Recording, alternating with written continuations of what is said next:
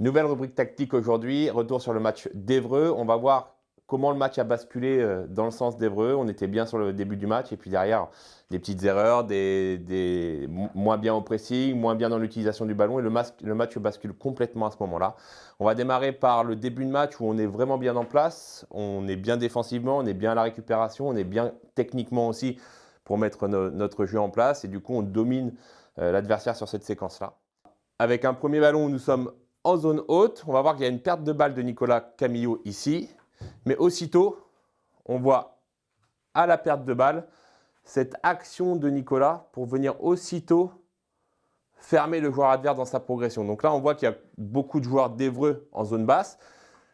On est en haut, on est installé en haut et on va voir que ce déclenchement de pressing, cette première action de Nicolas va enchaîner tout le reste et va déclencher tout le pressing sur l'adversaire et nous permettre de récupérer le ballon en zone haute. Donc l'action continue. Là, on avance, on avance. Ben Renaud déclenche. Alex Diaz vient directement ici.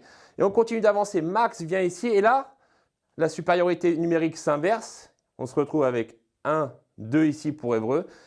On ferme complètement le retour ici avec Mamadou. On ne peut pas y aller. On déclenche éventuellement sur gardien s'il va y avoir retour ici. Et là, on est pris en charge. Ici, on vient avec Will ici, Koulibaly sur le côté. Et on est en charge avec Alex Diaz, côté gauche ici. Donc, Évreux commence à être enfermé. On va continuer d'avancer, ce qui va nous permettre derrière d'être assez agressif là-haut. On continue d'avancer, on avance encore une fois. Et là, de nouveau, c'est William Koulibaly qui avait commencé à avancer, qui vient enfermer ici. Donc, on s'installe chez Évreux. On a cette intention d'aller vers l'avant, cette énergie qu'on met à aller vers l'avant, qui fait qu'on installe notre équipe en haut sur le terrain et Évreux reste en bas. Deuxième séquence. Donc là, c'est Évreux qui est en position haute sur le terrain.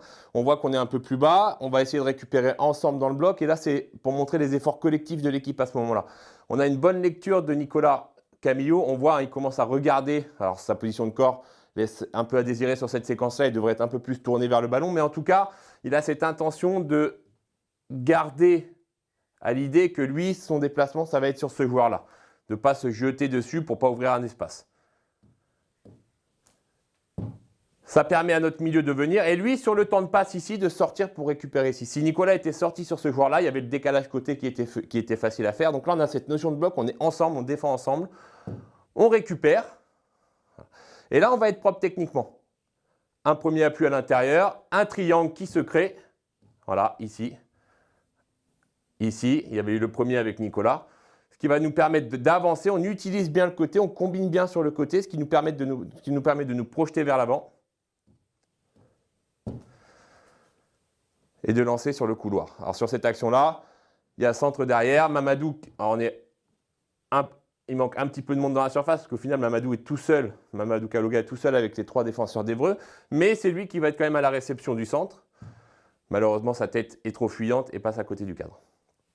Autre séquence où on va être bien positionné. On voit aussitôt on est haut. Alors la consigne, c'était quand même d'être assez haut sur toutes les phases arrêtées d'Évreux, d'être positionné assez haut, de les forcer soit à jeter pour récupérer dans le bloc, soit attendre qu'ils jouent court quand même pour mettre un pressing assez haut sur le terrain. Donc on voit Mamadou Kaloga déclenche aussitôt sur le central, alors sur le 6 plutôt là qui est descendu côté jeu pour faire cette première relance. Très bon 6 de la part d'Évreux d'ailleurs qui a derrière permis cette bascule aussi sur le match avec sa qualité technique et son aisance technique sur le terrain.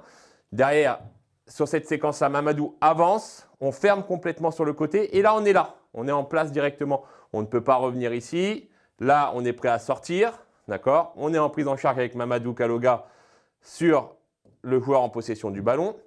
On va le forcer à chercher un cran au-dessus. Et ce qui est intéressant, c'est qu'on a avancé. On est venu directement ici avec Alexandre Diaz chercher le joueur qui est touchable. On est à l'intérieur, ici, ici. Et là, on ferme ici. Donc, Évreux est vraiment enfermé. La seule solution, c'était de mettre un jeu long. Ils essayent quand même de jouer court et on récupère du coup dans leur camp.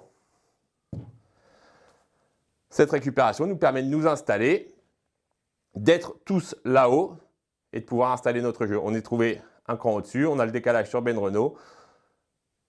Ça finira pas par une situation de but, mais une situation encore très dangereuse. Dernière situation avant que le match bascule dans ce sens d'Évreux. On va voir pourquoi ça a basculé à ce moment-là. On est encore bien sur cette situation-là. On récupère là-haut, on perd et on récupère parce qu'on est tous proches les uns des autres. Et on recombine de nouveau sur le côté avec là une aisance technique de Nicolas Camillo qui permet de sortir du marquage et de trouver une passe très intéressante sur Max Rouanel. Et on retrouve notre triangle ici. D'accord? Tac, tac. Ici avec Morgan Ardouin qui va s'engager sur le côté. Ce qui nous permet d'avoir une situation de centre. Personne ne coupe au deuxième poteau pour fermer ce ballon, mais la situation était dangereuse parce qu'on était encore une fois tous ensemble là-haut avec cette intention de récupérer haut le ballon, cette intention de faire du jeu chez l'adversaire. Donc maintenant, comment le match va basculer dans le mauvais sens pour nous et dans le bon sens pour Évreux? C'est qu'Évreux va commencer à s'installer chez nous. Notre pressing va être moins efficace. Bon, ça, c'est ce qui arrive en match. Et puis, c'est pas bien grave au final de se retrouver un peu plus bas sur certaines séquences. Il faut savoir l'accepter. Mais surtout, savoir ressortir proprement pour aller de nouveau s'installer chez l'adversaire. Et c'est ce qui a manqué sur cette phase-là. On va voir qu'on va enchaîner des pertes de balles en zone basse, des pressings qui ne vont pas être coordonnés. On va pas défendre ensemble. On va être dans les attitudes un petit peu moins présents sur le terrain. Et toute cette perte de confiance au fur et à mesure de ce temps-là, qui va durer 20-25 minutes quand même, va permettre à Évreux de prendre le large au niveau du score et de rentrer à la mi-temps avec 2 buts d'avance. Une première séquence ici avec une récupération en bas, donc on commence à construire. Alors tout à l'heure, on a vu, on mettait le triangle en place, on arrivait à sortir, on a à peu près la même disposition, sauf que là, techniquement, on va être moins bien.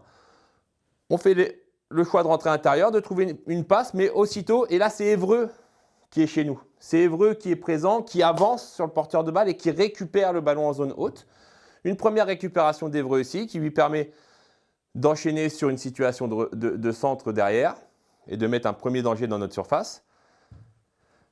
Deuxième situation sur le pressing, sur les attitudes au niveau du pressing, on voit qu'on déclenche d'un peu plus bas, on part un peu plus bas sur le terrain, on est moins en zone haute et du coup les thèmes de travail ne sont plus les mêmes, les consignes ne sont plus les mêmes dans cette zone-là et on va écarter notre bloc, c'est-à-dire qu'on va quand même déclencher un pressing sans être accompagné par les milieux et ouvrir des espaces. Et sur le pressing, on va se faire éliminer. On va voir avec William Koulibaly qui continue d'avancer là-bas, Mamadou Kaloga qui vient chercher le 4, qui peut être une bonne idée, hein, mais on voit qu'on écarte quand même vachement nos lignes à ce moment-là parce que notre bloc n'a pas accompagné, qu'on n'est pas venu ensemble. C'est-à-dire qu'on commence à ne plus faire les choses en même temps, ensemble. Mamadou se fait éliminer, ce qu'il n'aurait pas dû sur cette sortie, ce qui va permettre au 4 adverse de trouver une passe vers l'avant et de casser complètement notre ligne de pressing. Donc là, on ne le voit pas sur l'image, mais il y a 6 joueurs d'éliminés sur cette passe-là. Ça va avoir son importance derrière parce qu'on va être au duel quand même, on va gagner ce duel-là, le ballon va ressortir, mais voilà, le fait d'avoir tous nos joueurs éliminés, on se retrouve avec 1, 2, 3 joueurs pour jouer ce second ballon chez Évreux. Pour nous, un seul joueur avec Alexandre Tessier qui est placé ici. Ce qui va permettre à Évreux de continuer de s'installer chez nous.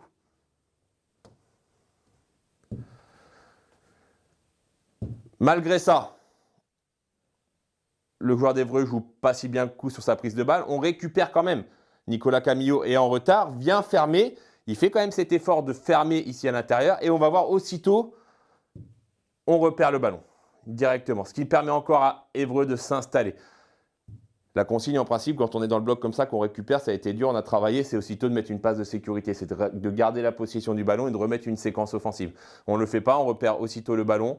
Évreux arrive à s'installer. On voit sur cette image-là, hein, c'est assez parlant qu'on se retrouve avec 1, 2, 3 joueurs de chez nous ici, dont un qui est en retard. On est loin à l'opposé du jeu ici pour un joueur qui s'engage côté, 1, 2, 3 ici à l'intérieur qui vont nous mettre le danger. Donc l'action n'arrivera pas sur une situation de but, il y a une faute entrée de surface, un coup franc dangereux.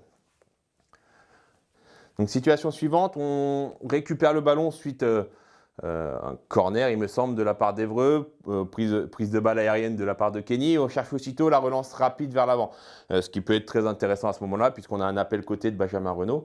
Mais on va voir qu'une nouvelle fois, une erreur technique, puis derrière, le fait de ne pas accompagner l'action offensive va permettre à Évreux de continuer, de rester chez nous et de continuer de nous mettre sous pression. Donc Kenny cherche Ben Renaud lancé. Donc très bonne relance de Kenny à ce moment-là, très intéressante. On a l'appel de Nicolas Camillo devant, on est resté assez haut sur la transition. Ben Renaud va essayer de partir. Voilà, là on a perte de balle. Mais en même temps, on voit qu'à ce moment-là, la situation, on a eu du mal à accompagner quand même.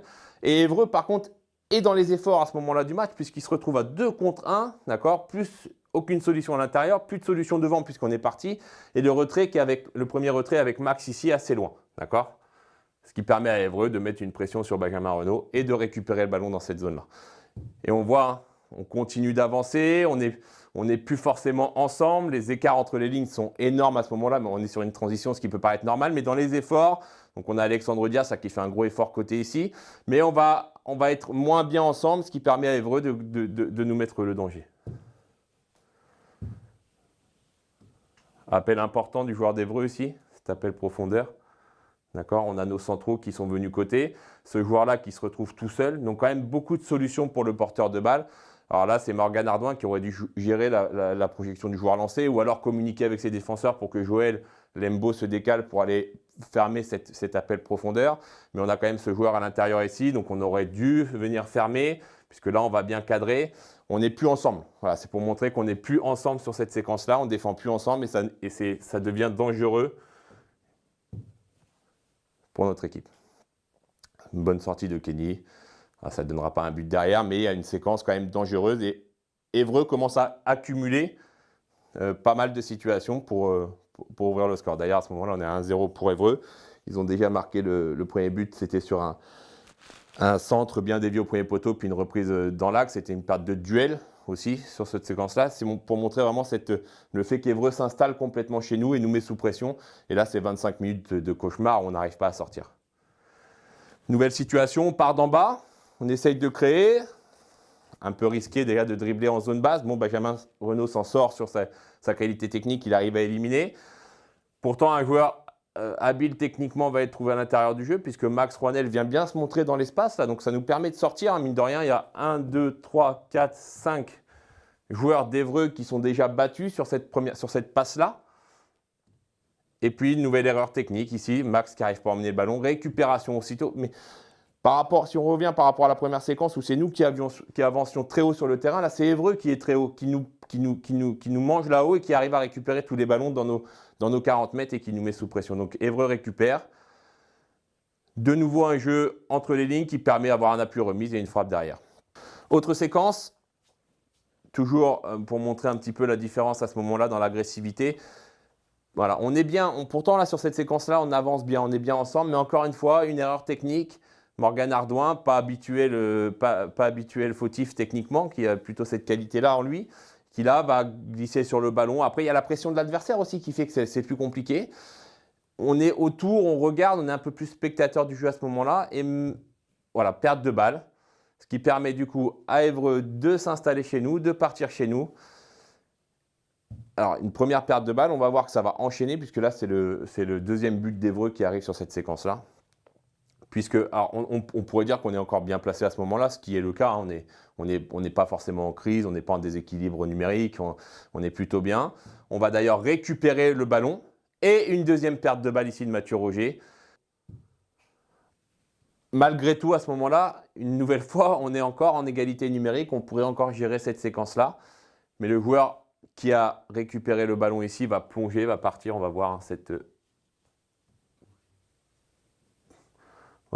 course ici du joueur d'Évreux qui va plonger entre notre centrale et notre latérale, qui va lui permettre d'être retrouvé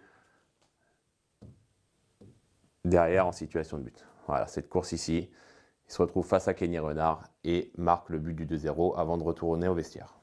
Donc ce que l'on vient de voir, c'est vraiment le résultat de cette défaite, c'est ces 25 minutes où la confiance bascule du côté d'Évreux, leur pressing est mis en place en haut. Nous, du coup, on est acculés dans notre camp. Des pertes de balles inhabituelles, des erreurs techniques qui permettent à Évreux de s'installer chez nous, de faire le break à 2-0. Ils ont eu d'autres situations aussi de mettre ce 2-0 avant là. Et puis derrière, ça devient plus compliqué pour nous. Comme quoi, un match de football, ça bascule assez rapidement quand on voit l'entame de match de la Gécamp et derrière le retournement de situation d'Évreux. On voit que ça peut très, très vite basculer dans un sens comme d'un autre. Et d'ailleurs, en seconde période, c'est l'inverse, c'est la Gécamp à 3-0 qui va repartir vers l'avant et qui va être capable de revenir à 3-2. Bon, malheureusement, le match sera quand même perdu avec un 4e but marqué par Évreux, mais c'était vraiment pour montrer ces petits détails qui font qu'un match peut basculer.